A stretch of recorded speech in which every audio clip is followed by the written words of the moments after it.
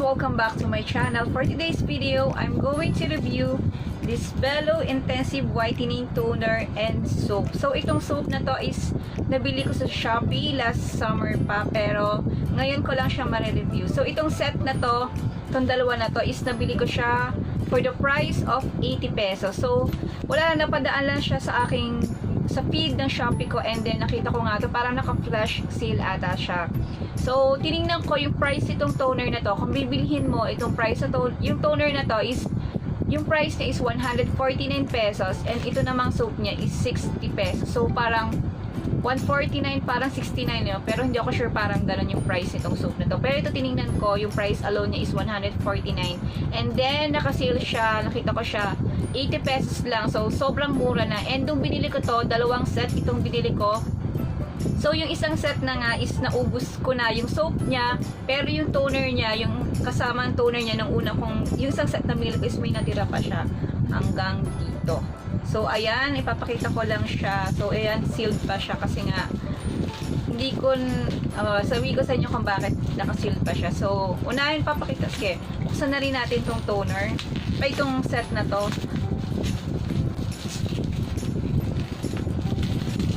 Kita nyo naman, diba, naka-bubble wrap pa talaga siya para hindi talaga siya matapon. Ayan, ganito yung itsura niya, guys. Ayan, nakita nyo siya.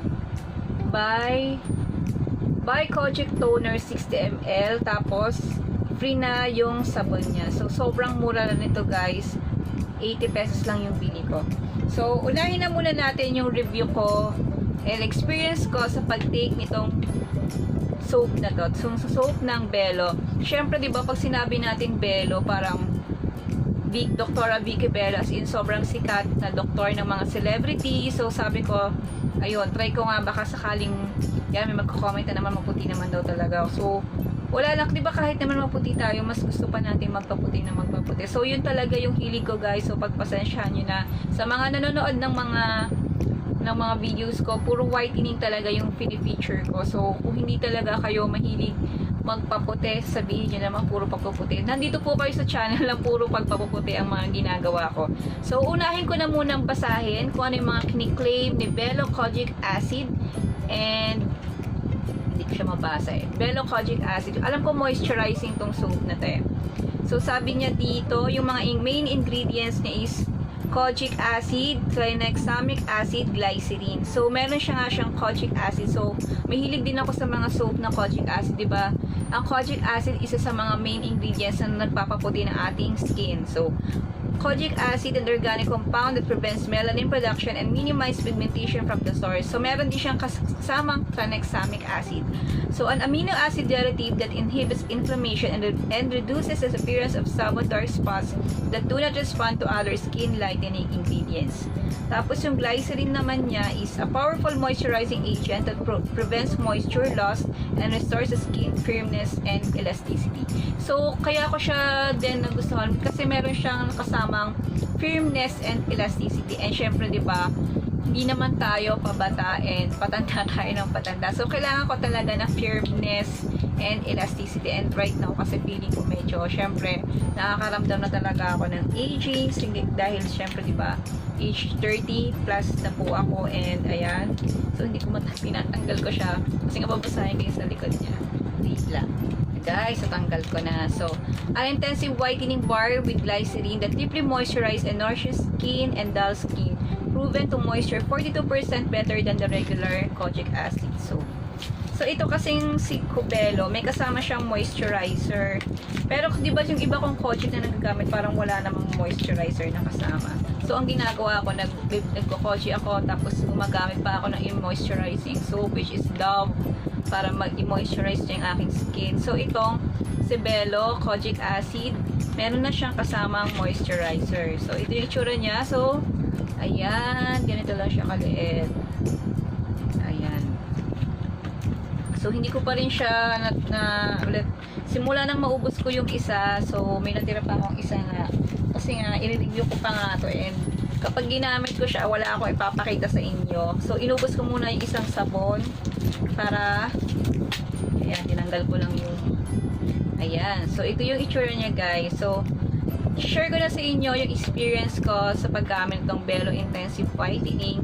So, upon using this soap, ang napansin ko sa kanya is, hindi siya masyadong mabula. So, ayun, medyo dun lang siya, hindi ko siya nagustuhan. Para bang ano, yung ang tagal-tagal niyang bumula sa skin. So, ang tagal-tagal lang ako ng ganun. Tapos, hindi agad siya bumubula. So, hindi ko gusto yung mga sabon na hindi masyadong mabula. Kasi matagal akong maligo, guys. So, gusto ko talaga pag naliligo ako, as in, ganun lang ako, kuskus lang ako ng kuskus sa tawa. Siguro, nililib ko yung mga, depende kasi sa time, kapag medyo mahaba-haba yung time ko, inaabot ako na 1 hour maligo. And yung isang soap, binababad ko siya ng kamisan 5 minutes to 10 minutes.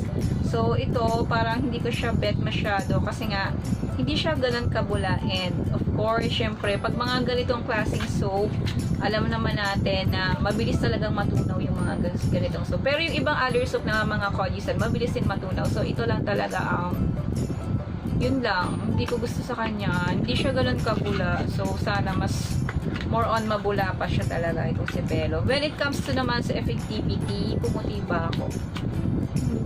Parang hindi ko siya masyadong ramdam na pumuputi ako dito kay Belo, Kojic acid and tranexamic acid. So, nare-recommend.